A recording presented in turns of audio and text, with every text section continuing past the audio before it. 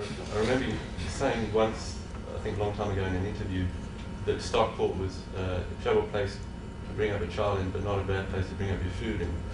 And at the time, also having grown up in a fairly unpromising place, it gave me great heart. I wondered if, in returning to your beginnings, to your childhood, that you found a different kind of complexity there from what you might have, say, had 15 years ago, or whether the writing itself complicated the childhood you had in some ways. Stockport's not where I'm from, but I'm from Malta. That comment I thought was hilarious when I said that. It was a nice place to bring up your food. Of course, I wasn't thinking about the people who still live there at the time. And I got into a great deal of trouble, particularly with my brother, who is still a milkman. He took over my father's milk round. And he says, "You've no idea the trouble you've caused by making that comment, you know." And then that pulled me up short, you know. I made that comment to some Rolling Stone journalist, and I was in New York somewhere. Not thinking that the people at home would be offended by what I said. Of course they were. Going back home is always complex.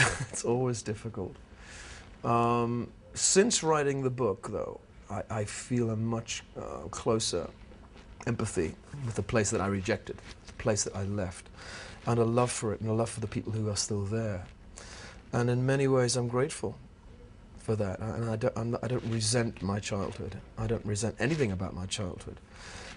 Even my parents' dysfunctional marriage, even not living in a wonderful place, not having a garden. I've learned to really give thanks, because that made me who I am. And I have to love who I am. I have to say, well, this is me, warts and all. And it's because of my background and because of the setting I was brought up in that I am who I am.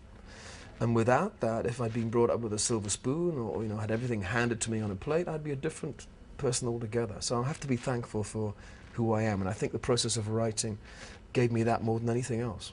It's a gratitude for everyone in my life, including people who were seemingly my enemies or did me down. They worked for me too. I like the scene where you describe meeting Stuart Copeland for the first time and playing together and improvising. And I wondered if writing about music was different for you than writing about other things in the book. It's difficult to write about music, particularly when you think that most of your audience doesn't have the same kind of experience of music. I rarely listen to music for recreation. I'll listen to music to analyze it, deconstruct it so I can figure it out. And that's any kind of music that I hear, even music in the elevator. I'm cursed with this thing of thinking, well, what's that interval there, or what's that instrument, and what are they? Even the worst music, in the supermarket, you're forced to analyze it.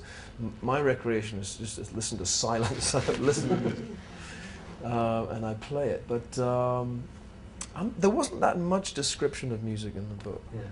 But I think I describe Stuart and I meeting like some kind of love affair without sex. And that we were attracted to each other musically in a very sort of visceral way. And it was a doomed love affair, but it was nonetheless a very successful one for the time we were together, 7 years. And he's an amazing drummer and an amazing person, and he transformed my life. And I hope that well, I know he does. He's very grateful for the book. He called me up and said, I love the way you've written about us. So it's about relationships.